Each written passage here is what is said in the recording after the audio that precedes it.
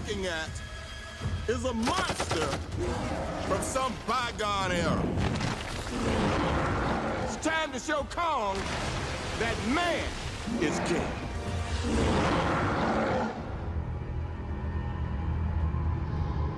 Kong is such a huge part of the mythology of cinema, and it tells this incredible story of man versus nature.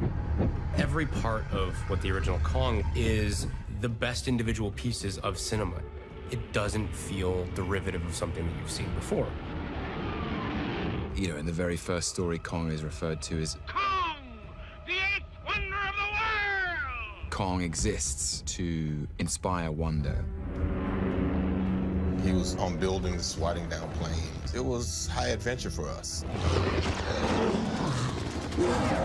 don't know anybody that's ever seen one of those movies and hasn't been captivated by things we've never even thought of before. The exciting thing became, how do we tell a new story within that mythology? How do we take the things people loved about Kong and reinvent them, not for reinvention's sake, but for a reason that solidifies why this movie should exist? This is a different thing. This isn't man versus nature. This is man versus God.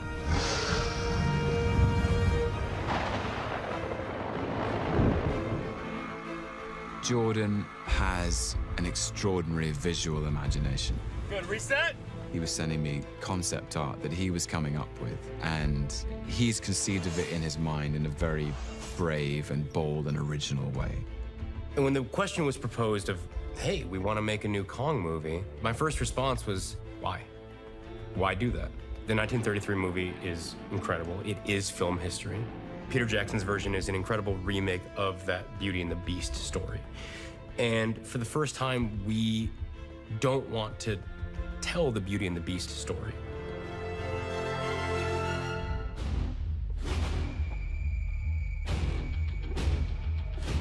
Jordan came in the door with this idea for setting the movie in the 1970s, which we thought was really fresh because it's the dawn of the Landsat program, which was the first time we started mapping the Earth with satellites. Ready for seismic charges. There was still a sense that out there and beyond the far reaches of the world, there may be places we didn't yet know.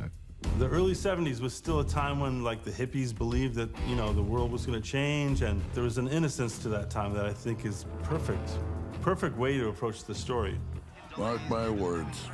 There'll never be a more screwed up time in Washington. It puts it into perspective because we know what the 70s was. We know politically what that climate was. It's gritty. It's not pretty. To end the war and bring peace with honor in Vietnam. It allowed for us to play with a bunch of characters coming out of the fog of the Vietnam War and going into this new, uncharted, dangerous place and contending with a place that's far more dangerous than the conflict they just left. Commander in the sky, commander on the ground. I'm commander wherever I am. At this point in 1973 in human history, we no longer had a balance with the world. We were actively destroying the world. We were destroying myth. And so to take these people to an island where it's untouched by man. And so there's a pureness to it. There's a catharsis to it. We're leaving the world that is falling apart. And suddenly we're in a pure place. And then you go to that pure place and then you're put back in the food chain.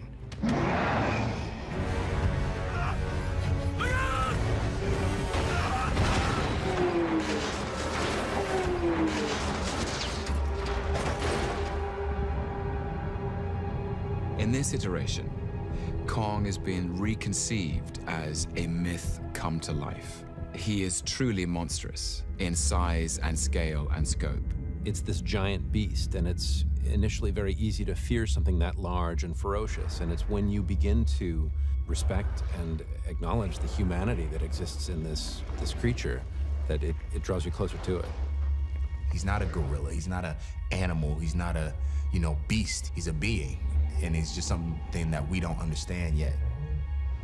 He is the last of his kind.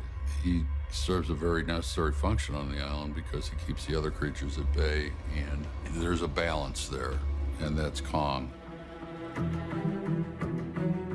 Kong is king. I mean, he's the biggest thing on this island, and yet he defends when he needs to, but for the most part, he's actually a quite peaceful character.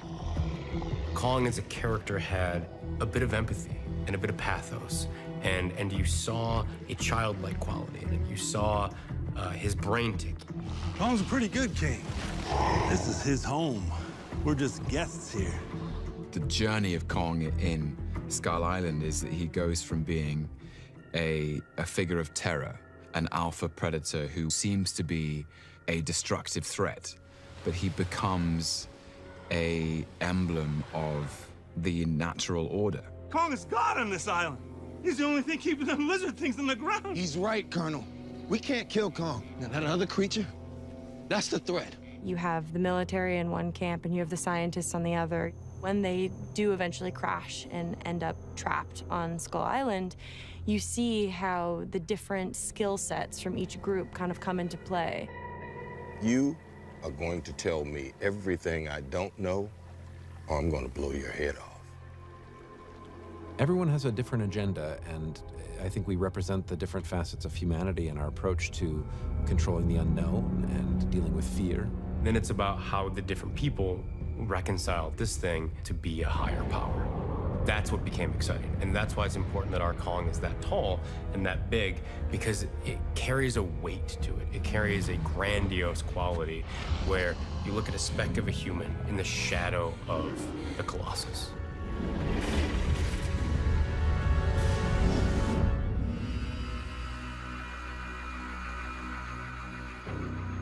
In the center of all of this, you have a woman who's fighting for her rights and is showing a new way of being a woman, creating a female character that's much more dynamic and more hands-on than what we've previously seen in the movie.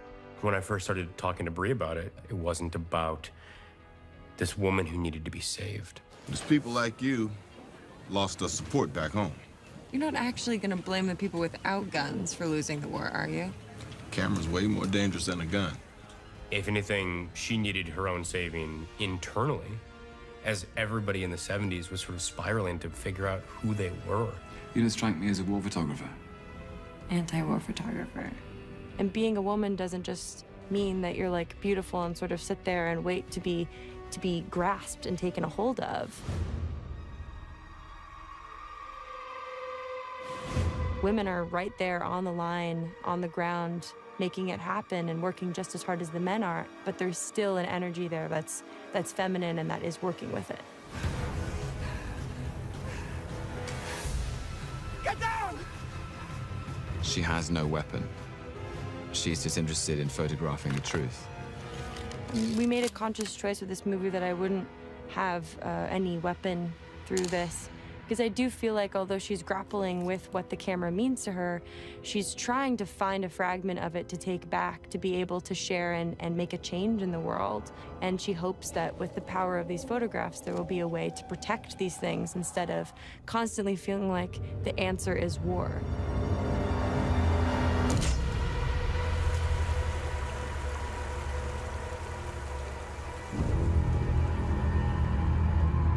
These men did not die in vain.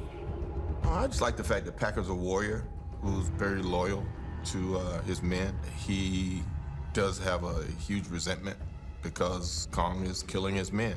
So it becomes his mission. I became Ahab, he was my white whale. There's enough munitions on that down sea stallion to finish the job. Packard's war with Kong is as futile as screaming into a hurricane. Kong is a force of nature. We're going down! Hang on, Reeves, I'm coming.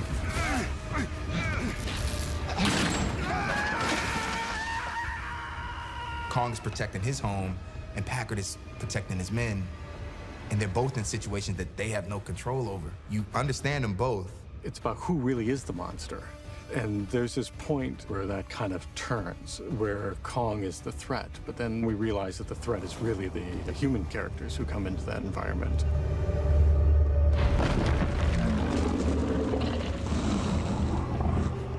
I think all of these characters, to some degree, are kind of dented cans trying to figure themselves out. I like characters with imperfections. I think that flawed characters and the flaws of characters are what make them memorable. Die, you motherfucker.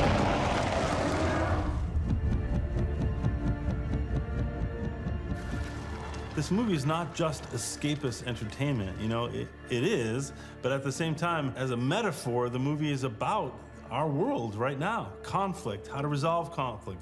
People that believe, like, if it doesn't work at first, get a bigger hammer, that kind of point of view. The film will function as a fantastic, breathtaking piece of spectacle, but I think there will be a commentary on the responsibility we have as human beings with our destructive tools. Hopefully they think about their role in the world and think about what role myth plays in their life, what role nature plays in their life, what symbiosis they have with the world, you know? But more importantly, I just want them to walk out and have had fun.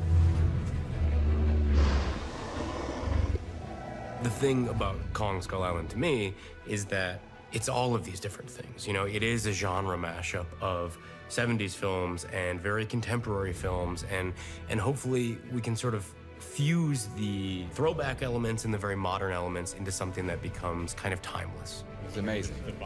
Okay. We just fundamentally are trying to treat our Kong in a way that honors what came before it, but paves a new path.